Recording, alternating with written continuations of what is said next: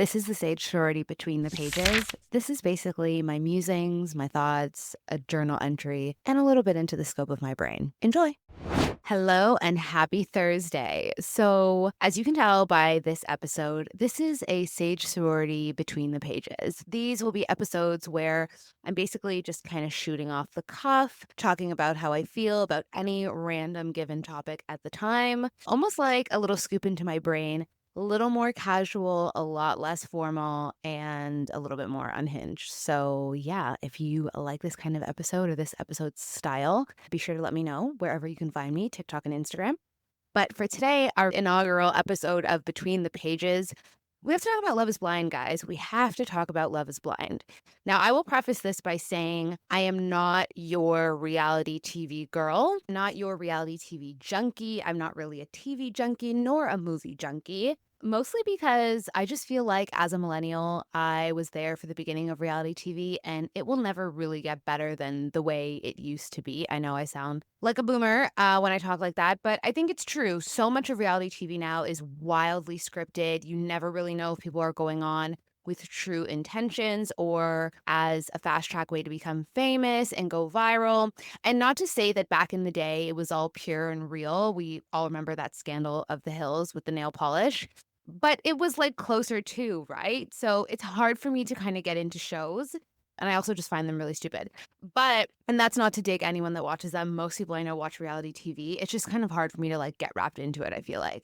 But for some reason, Love is Blind gets me. I typically watch most seasons. I haven't watched them all, gonna be super transparent, but I did watch last season, and I am watching this season. I'm a little bit late to the game. I know that the next episode goes live tomorrow. So these are just my thoughts from watching. Honestly, the best part about Love is Blind is truly like the weddings and the reunion. Like everything else before is kind of like meh. I know it's setting up each person and their journey to being engaged or whatever, but the pods are rarely exciting for me. I find myself skipping through a lot of the episode, and I'm gonna be so for real, guys. I have to watch it on 1.5 because, oh my God, like I cannot watch this at 1x.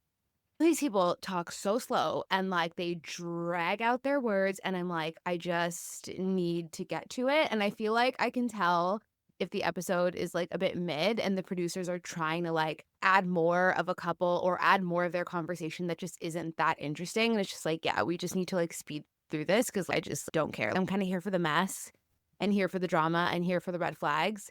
I love the couples that seem like they're in love, but I'm only going to watch that for so long. You know what I mean? So, anyways, like I said, I've watched, I think it's all 10 episodes, I think 10 or 12. Please don't quote me on that. I literally have my laptop in front of me. I've taken notes and I'm ready to kind of go through my musings and my opinions on it. So let's go. Okay, so quick little rundown if you've never watched Love is Blind because you literally can't be bothered. So every season is set in a different city. And what I like about Love is Blind is that it's typically not set in New York or LA, which I will say is a reason why we get the people that we do, we get the ages that we do, and we get the perspectives on marriage that we do. I think the last few seasons have been in the South. This season, season 8, which is crazy, it's been on that this long, is set in Minneapolis in the Minnesota area, and it takes 30 single people. So you've got 15 men, 15 women, and the idea is that they should date, fall in love, decide to get engaged basically before they meet each other. So they basically are in these pods where they can't see one another, they can only hear one another, and they're just supposed to create these insane bonds and emotional connections. And the idea is that is love blind or is it not? Typically with Love is Blind, they usually have a bunch of people in their 20s, mostly in their 20s, to be honest, and then they'll have some people in their 30s. I thought it was really strange. I don't know if anyone noticed. In one of the first few episodes, there was an Asian woman. I think her name was Vanessa. She was 42. And I was like, wait a minute. I haven't seen a single man like, first of all, I haven't even seen anyone in their mid to late 30s, let alone having a woman that's 42. I thought it was really weird. I know that Joey is 35, but that's it. Like, he's like the lone soldier. And I just thought that was really weird and like kind of a weird setup. I noticed that a lot of the matches that were worthy enough to even get on camera, and that doesn't mean that they ended up together, but just the people that were connecting, there was quite a bit of older woman, younger man dynamic. And I don't know, I just kind of think you're setting the girl up for failure. But I digress. I'm not going to go through like episode by episode because by now, if you're like me, you've binged them all, you've watched all 12, and now we are going to talk about my opinions and basically my summary. So these are just a few of my thoughts off the top. First of all, guys, what the fuck is up with these family members that are like so angry? Okay, if you go on a show like this and your parents don't really approve of this kind of dynamic, okay, I get that. You know, your mom and dad, they want the best for you. They probably value marriage, or at the very least, they have some sort of strong opinion on raising a family. So I understand the idea of like, you didn't know this guy a month ago, you didn't know this woman a month ago, now you're saying you're gonna get married. I understand like the hesitation, but first of all, I think most of these people's immediate family know that they applied for the show, know that they're going through the audition process. We're 8 seasons deep now, guys. Everyone knows what the fuck this show is about, and it's like, I just don't understand these very, very strong opinions. Like, we're gonna get to Lauren and Dave because fucking train wreck of a couple, but like his sister, I'm like, I cannot imagine my brother or my sisters having such wildly strong opinions about my life as a grown adult to the point that they are like, I am not supporting you if you do this. We're not talking about anything immoral or unethical here. It's actually insane, like how angry or disappointed or whatever his sister was. And Sarah's sister is also very opinionated on the marriage, and Monica's sister is also very opinionated on it too. And it's just like, I don't know if the producers are setting this up because they need that kind of tension, they need that kind of drama because that's what we expect. But I just find it so borderline jarring that these people's siblings are so vehemently against them doing this. Like, why are you so upset? Dave's sister was like, she was okay with him going on the show, but she was against him getting engaged. It's like, girl, what the fuck do you think he's going on the show for? You can't control that. It's just, it really, really, really, really, really boggles my mind, guys. I truly don't get it. Maybe because I don't come from a family like that, I just really like, it's like my brain does not compute that kind of very strong opinion. I would expect my siblings or anyone's siblings to be like, hey, we support you. I don't think this is something I would do, but if you feel strongly about it, then like rock on, buddy. You're going to do this and it's going to be the greatest thing you've ever done, or it's going to be a train wreck, and I'll support you through whichever situation. I just feel like that is what family should do. And that's what anyone who really cares about you, family or not, should say. Say your opinion, make your peace, and then move on. Like this digging her heels in the sand, I just thought it was like really annoying and really weird. I also thought that Monica's sister was extremely annoying, but then I liked how when she gave them the engagement shoot, because if she's a photographer, she was like, I can really tell that you guys have chemistry and you guys really like each other. And I thought that was really kind of her to say, because I just thought she was like really hard on the situation in the beginning. And she still is, to be honest. But I also thought that it was really insightful because if you've ever met a wedding photographer, they can really tell you a lot about couples that they shoot, and just like telltale signs, like right off the top, like if a couple's really into each other, if they really love each other. If you need like a temperature check from someone that you don't know, just book a shoot with a photographer. Like they will tell you, especially if they're a wedding photographer, they do this day in, day out, they do engagement shoots, stuff like that. They can tell you so much about a couple's longevity. It's actually crazy. I found it weird when Monica's sister was like, I'm worried about basically your energy levels, because up until that point, I thought Joey and Monica have like identical energy levels. They're always like laughing loudly and talking loudly and like bouncing off each other. So I thought it was so weird that she was like, he's very high energy and like we're a family of nappers. I was just like, not only is that absolutely ridiculous, it's just like, what are you saying? If my sister said something like that on national TV, international TV, I would want to slap her. Like, what the fuck are you even talking about? This is a man that I'm in love with, that I'm considering for a marriage. And you're telling the world that I like to nap? It's like, so what? I'm supposed to find a husband who also likes to nap? It's like, are you calling me lazy? I just thought it was so weird and just really ridiculous. Anyways, moving on. As a woman, I fucks with Sarah so hard. I think that of all the women that are in couples, we've got Virginia, Sarah, Taylor, and we have Monica and Lauren. I fucks with Sarah so hard. I think she's pretty. I think she's smart. She's tall. Tall girls are always winning.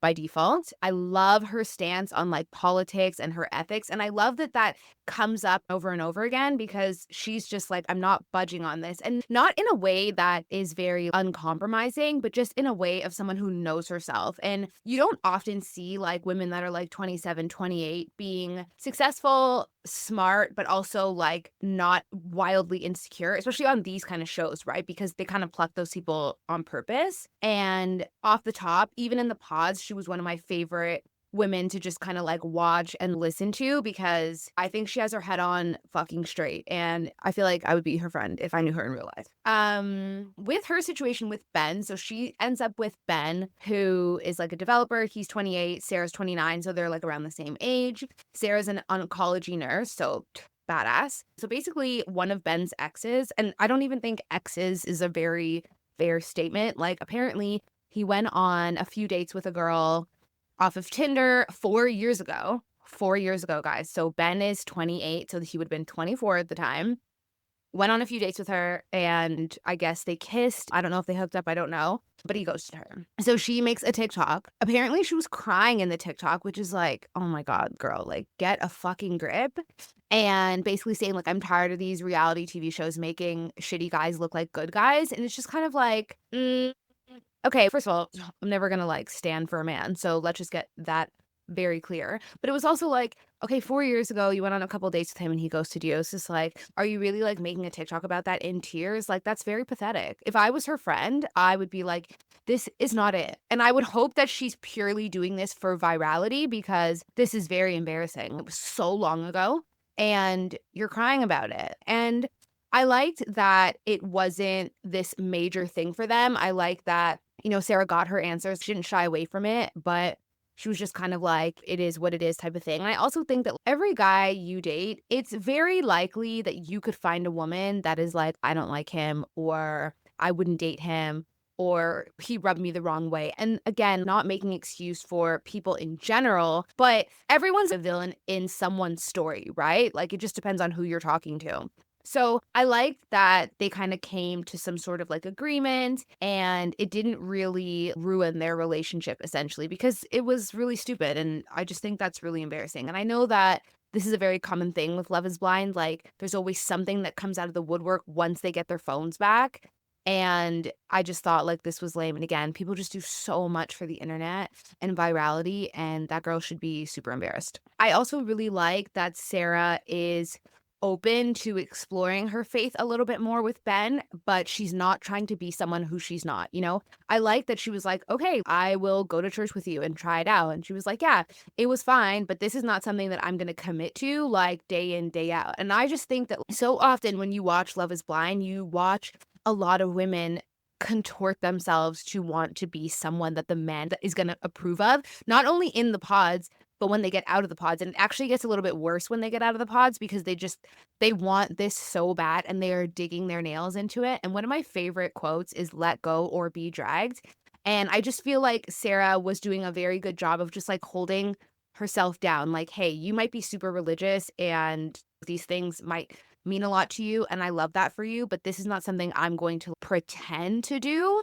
But let's be open to finding a church that works for both of us. Let's be open to finding a place that is accepting of all people. And when she was in the pods early on with Ben talking about politics and she brought up Black Lives Matter, I was like, yes, like this is what you should be talking about when you are about to get married to someone. Like it's very hard to date someone that has very different politics to you.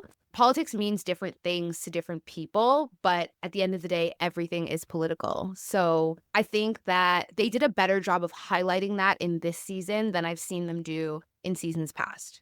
Okay, so now we get to Virginia and Devin. So initially, I didn't think that Virginia and Devin would get together. So for context, Virginia is 33. She is a healthcare recruiter, and I think by trade, she is a doctor.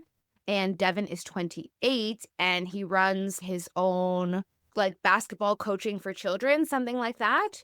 And they're the only Black couple. They're really like the only Black people we saw get strong airtime throughout the whole season, which was really weird. Devin ultimately chose Virginia, but he was very close to choosing another woman called Brittany. Brittany was 34, like again, this age gap. Anyways, they seem to hit it off from the jump, and I think what was basically the nail in the coffin was that Brittany revealed that, like, she's bisexual and she had a relationship with a woman, and Devin, he didn't like it. If you watch that episode, you know that, like, he didn't like it. Like, he didn't really react well to it. Like, he didn't, like, shame her or whatever, but you can tell, like, he was just kind of like, yeah, I'm not on that. And he ended up choosing Virginia. I think they're cute together. I don't know if I see a lot of passion. I think of all the couples, I see the least amount of passion, and it's so interesting because it actually reminds me a lot of Love is Blind season 3 couple, SK and Raven. I never felt like they had super strong passion for each other either. There's something about their love on camera that just never really gelled for me. It just wasn't believable. And then obviously when SK screwed her at the altar, that was so embarrassing. And then when he came back, what a mess. If you watch that season, then you know exactly what I mean. Virginia and Devin just, I don't know, there's something like I don't see their love gelling like that. They do seem super genuine, both of them as individuals, and they're both cute. First thing off the top that I notice about them is that aside from the age difference, there's a clear like social class difference. Like you can tell, in my opinion, that Virginia comes from an upwardly mobile, upper middle class background, and Devin is definitely more like working class. I don't know if a North American say working class, but people definitely do in the UK, so I'm rolling with it. They probably don't realize it, but that's something I notice immediately, like just watching them deal, how they talk to each other, their families, things like that. And I noticed it most specifically when Virginia brought up the idea of a prenup, which again, so glad that they're doing this. So glad that Love is Blind is showing us a little bit more nuanced conversations to marriage, especially because prenups are not something that are very common. Historically, you hear prenups and you assume that's for wealthy people. And then you also don't really see that as much of a conversation between people who are just starting out in their lives. Devin's 28. Yes, Virginia's 33. She's a little bit more established, hence why she's the one that brought it up. I like that she brought it up and, she didn't make a big deal out of it. She didn't get emotional when his family challenged her on it. I really like that. You can tell how poised and mature that she is. She was like, I just think it's a smart thing to do. Essentially, it's insurance, right? You'd get insurance on your car, you'd get insurance on your property. It's basically the same thing. I loved her mom. I thought her mom was so sweet. Just seems like a very sweet woman. And she asked really good questions, which I liked. And I think that's what you want from your family. I thought Devin's family was okay. I don't know. Like, I didn't really like when they were challenging Virginia on the prenup because, like, you're coming from an emotional point of view and she's coming from a rational point of view. But that was when it was very clear, like, you are two very different people from very different worlds. So yeah, and I thought that their politics conversation was interesting as well. I don't know about them. I'll give my final, I guess, thoughts on each couple. So I'll go back to Sarah and Ben. My prediction is Sarah and Ben will get married. I think they will get married. I think they will both say yes. That's my prediction. I think Virginia and Devin will get married, but I don't think they'll stay together. There's something about them that is just not gelling for me. Honestly, I feel like Virginia's too good for Devin. Like, I don't feel like they're on equal footing. I don't feel like he's her match. I feel like he's a nice guy, and that's why they connected in the pods. And I think they want similar things in life, but I don't think that he's not man enough to handle Virginia. That's my opinion. If you've watched the show and you've watched them, please tell me what you think. I think the age difference has a lot to do with it. It's not everything. Because if I look at Devin and I look at, like Ben and some of the other guys, like they seem a lot more mature and a lot more confident. And I don't get that from Devin. Like, I can see Virginia running laps around him. I think when a man is dating someone and he's in awe, I think that's nice in the beginning, but I actually think he'll resent you for that eventually. And I think that Virginia could do better. Okay, so now let's talk about the train wreck that is Lauren and David. So for context, Lauren is 31 and she's a teacher, and David, is 33 and he is a sales rep. So I will say right off the top, I knew that Dave was a red flag. Like, not ready to date, not a good guy, not a nice guy, and someone that really should only be on the show for entertainment purposes, not anyone you should be looking at as a potential husband and father. Absolutely not. And that came because in the initial episodes in the pods, when he was negging some of the girls, red flag. Any guy that negs you is not a good guy. Sorry, like, I'm not into that. Like, first of all, a joke has to be enjoyed by two people. Playful teasing is for someone that knows you, not someone that you're literally speaking to on the phone that you've never even seen in person. That's not a man that's kind. Like, that's a man that is always going to try and peg you down. Like, I just don't think that a guy who's trying to impress you should be carving time out in his repertoire to like bring you down. And he did it very early on in the first initial dates. And I was like, in my head, I'm like, why would any girl continue speaking to him? Like, it was just so unattractive. I think he commented on someone's looks. Someone said that they look good or something like that. And he was like, oh, okay, cocky. It's like, okay. But if a man was like, I think I look good, it would be like, oh, wow, I like that. I like that confidence. Like, ew. And of course, Dave proved me right, as they so often do, that he is, in fact, a mess. So they end up getting together. First of all, let's even talk about Lauren and Dave's origin story. Like, the back and forth with Molly and Lauren was insane. Okay, I do like Molly. I think she's cool. I think she's confident. I didn't like how she was always like doing the most when she came back into the women's quarters. I thought she was always doing the most because it's like, you know, this guy's dating someone else. She didn't know who it was, but you knew it was someone.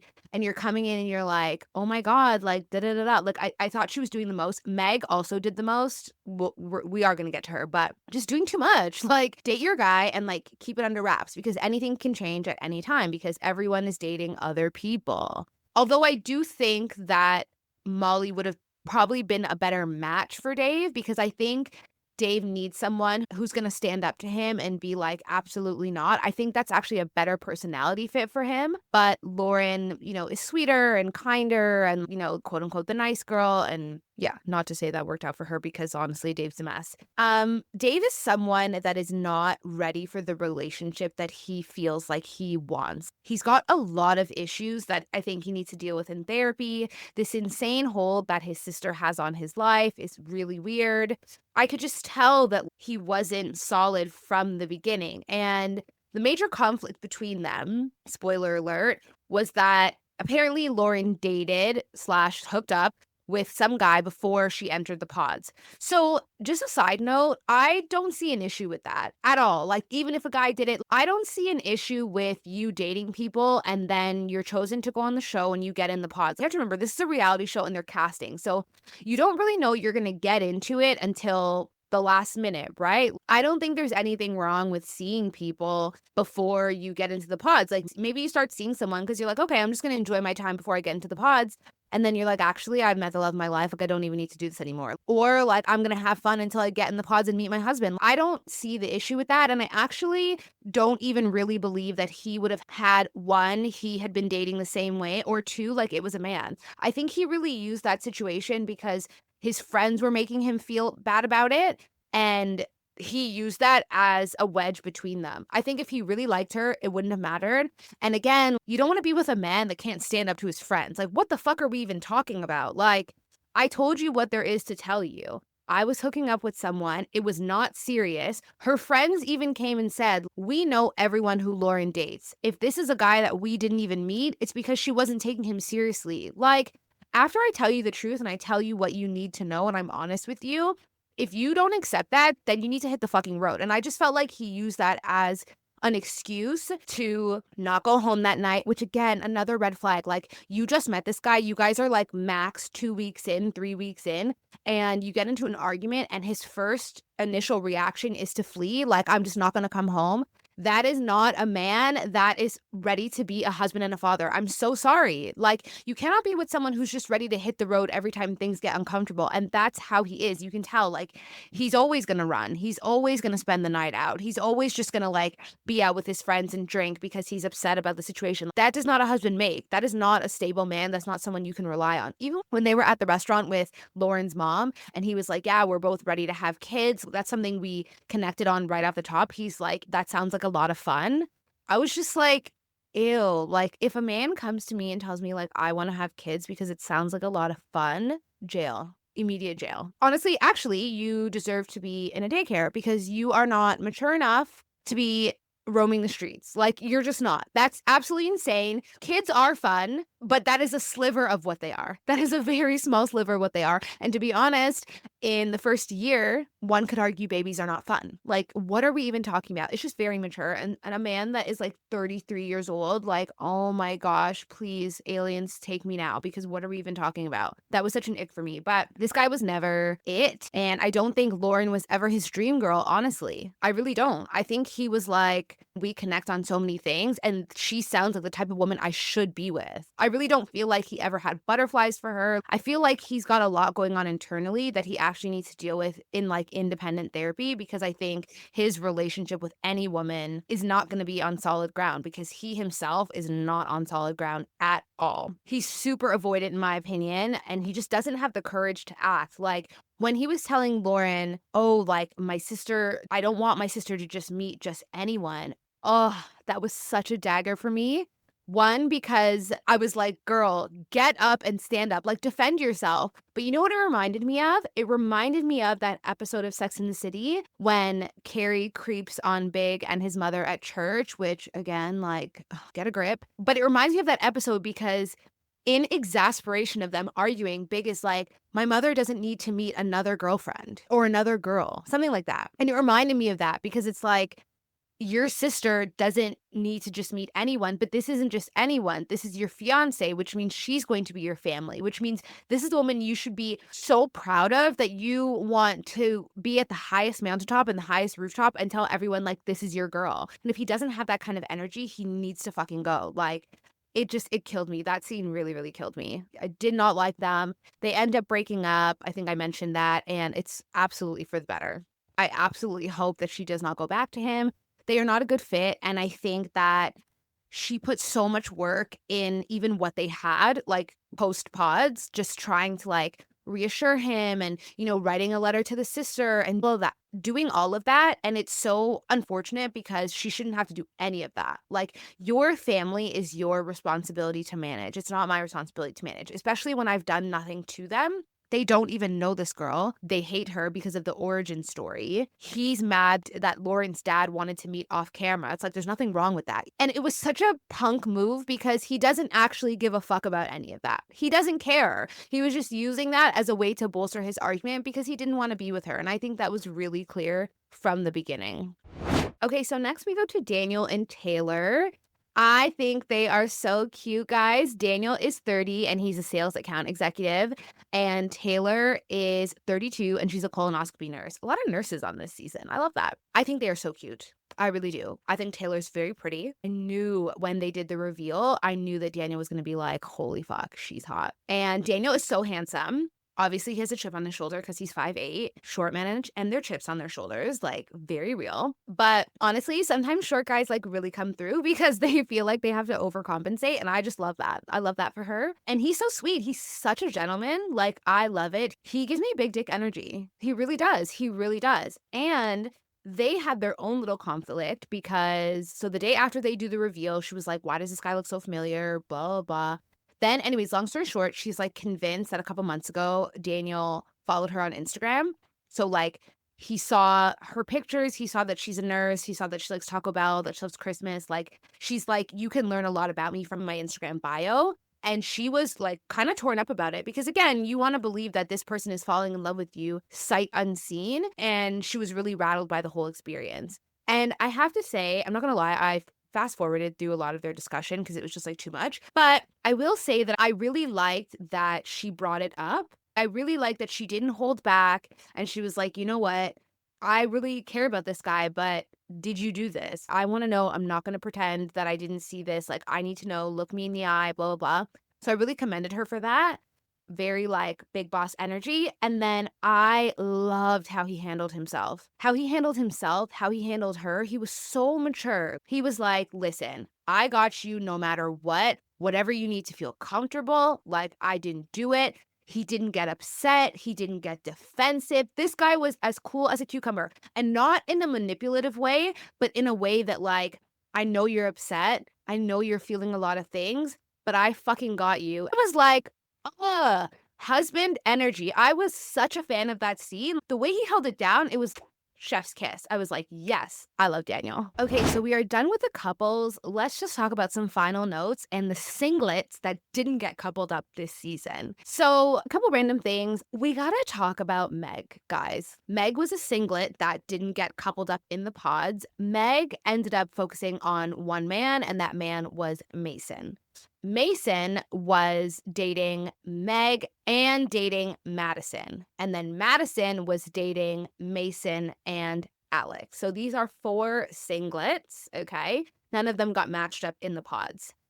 Initially, I really liked Meg, and I still kind of do. I like her personality, very fun, very cool. Spent her 20s kind of living life, is now in her early 30s. She's also a nurse. And I liked her energy. She was funny. She was very honest about her feelings. Like one time there's a scene where she's in the pod, she's laying down, and she tells Mason, like, I miss you. And then, anyways, he ends up leaving.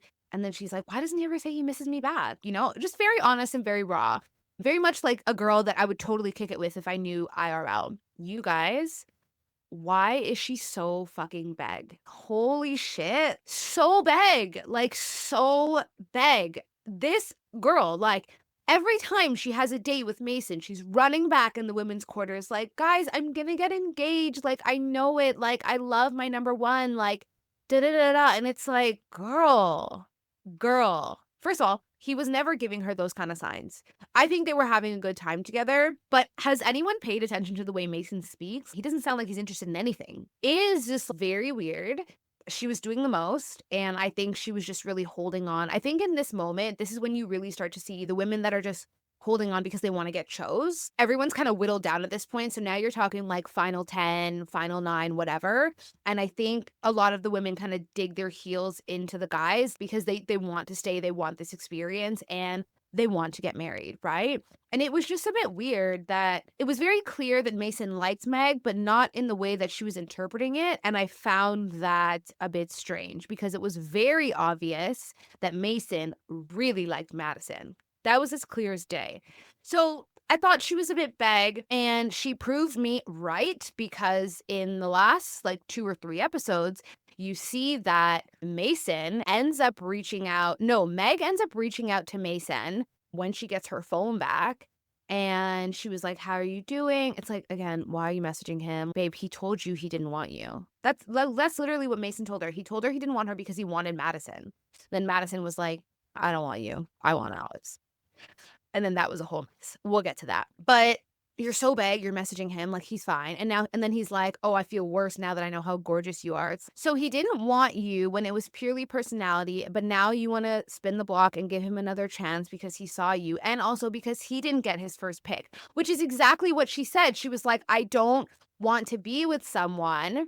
Sorry, I think he ended up getting knocked from Madison first and then tried to pick her. But she was like, I don't want to be with someone that I know I wasn't their first pick. And it's like, duh, what's the difference when you get out of the pods and you're not on the show anymore? And then you message him like you were still not his first pick. I don't understand the logic in that. Anyways, sorry if I'm mixing up the timeline, but basically that's the gist of what happened. And I was just like, oh, girl. So then they end up like meeting up and they're like, yeah, let's just hang out and see where it goes. So they end up walking in. You know, when they do that final scene where they're all at the bar celebrating and then they bring in all the people that didn't get coupled up. So Molly comes in, Madison, Meg, obviously like Lauren and Dave now that they're split. And Meg and Mason walk in together like holding hands. And it's just like, oh, girl, this is not the flex that you think it is. I really like Madison and Molly. They're definitely my faves that didn't get coupled up. I like them both for the same reasons. I feel like they are probably the only women throughout the entire season that are like truly themselves. Like, I'm not just here to get some random guy. I want the guy. And if the guy doesn't present himself, then I'm out. I feel like Molly's approach in the pods to Dave when she knew that he was dating both of them, she was very much like, you have to do what you have to do because Molly only had Dave as her one. It's almost like Dave didn't like that approach, and men are so fickle because he didn't like that approach, but then he also liked it because he respected it, because that is the healthy, confident, I know what I bring to the table, which is exactly what she said. We're all dating multiple people. I know how this show works. You have to do what you have to do. I'm not going to beg for your love, which duh. And Dave also not any man worth begging. Let's just put that out there. But that is how you should always be looking at dating. Whether you're on the pods and Love is Blind, or you're on apps, or you meet someone in a bar, like, I'm not going to beg for your love. And I really like what she said. Like, if he was my person, I would not have to do any of this. And that is a fucking fact. If he was like, Molly's my person, and she was like, he is my person, there is no third person. There is no gray area. I'm picking her straight, and that's it. Like how Devin picked Virginia. He dated Brittany and Virginia, and he was like, I'm off Brittany. I know that Virginia's for me. It's a very simple decision. So this whole like, oh, I gotta go back and forth and da da da da, like, no, she was hurt when it was over because obviously her ego, and it's essentially a little bit of a breakup. But she knew if this was my person, then he would have picked me. Simple. And I just really like that. Madison, I like for the same reasons. I feel like she was very honest. I feel like she asked real questions. I feel like she knows herself. And she was like, I'm not here to force it. She didn't force it with Mason because she knew it was not it. And with Alex, it was so sad because they would have ended up together. I really liked that they ended the way they did because essentially she was not feeling really good about, I can't remember what she wasn't feeling really good about, but Alex didn't really like it and he wasn't trying to communicate. And she's like, so I can't have a bad day. I can't have, whatever. And he just handled it really poorly. And I thought that was great because you need to know how someone handles conflict. And if a man can't hold space for you because you're having a bad day or whatever, like he's not your guy. And with all due respect, like he shouldn't be anyone's guy because you are a human. You are not here to perform. You are going to have great days. You are going to have bad days and you are going to have ugly days. And if you are looking at someone for marriage, they need to be okay with riding all those waves because you are going to be expected to ride those waves with them and for them. So how is that any different? And she's obviously not a woman that's going to suppress her emotions and push things down. Maybe that's kind of how he is. I don't know. But it was such an ick the way he handled it. And it was like, wow, you were right there, buddy. You were right there. Like, bases loaded, bottom of the ninth. You were right there. And he ruined it. And I just think she's cool. She's got all these tattoos. She's got her nose pierced. When they come in the bar scene, she dyed her hair pink. Like, I just love a girl that knows what she's fucking working with and doesn't give a fuck. And Molly and Madison give me those vibes. They are definitely the cool girls, the hot girls, the girls with self-respect this season by far. What else? I really loved also that Molly gave it straight to Dave. I like that she heard him out and listened to what he had to say, but I like that she didn't coddle him. And she basically told him, you're wrong. I love that because I think so often girls will sit down with guys and they'll be like, no, for sure, I understand. And it's like, no, this guy fucked up and he needs to know that he fucked up. He's not in the right.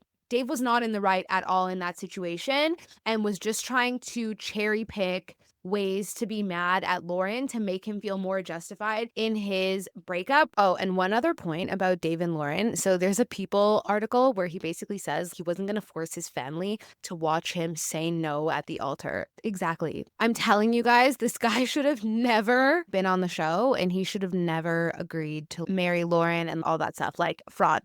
And every season there has to be a fraudster and he's just this fraudster. So these episodes wrap up with the couples going on their very last date before they get married. And the girls have a little bachelorette and the boys have a little bachelor party. But I'm just going to say, so the girls dress up like old ladies, which is super cute and super fun. The girls get to go to Mall of America and pretend like they're having fun because let's be real, like you're just going on like some kiddie rides. And the boys get their own custom Vikings jersey and get to play around in the Vikings practice facility. Like, I'm sorry, what? That is not even nearly at the same level of experiences. Like, what the fuck are we even talking about? Anyways, that annoyed me. If you enjoyed this wrap up of Love is Blind, the wedding episodes, I think, come out tomorrow and the reunion comes out on Sunday. So let me know if you want me to wrap it up and we'll do a little Love is Blind part 2. So I hope you enjoyed this episode of Between the Pages. Just a little casual off the top, like let's just kiki about something that's going on. If you did, you know where to find me on Instagram or TikTok at Shantel Russo. Don't forget to follow and rate the show. That's how the show gets spread to all different people across the world. Leave us a cheeky little review on Spotify or Apple particularly, but wherever you get your podcasts. This is the Sage Sorority. I'm your host, Shantel Russo. I will talk to you guys next week. Bye.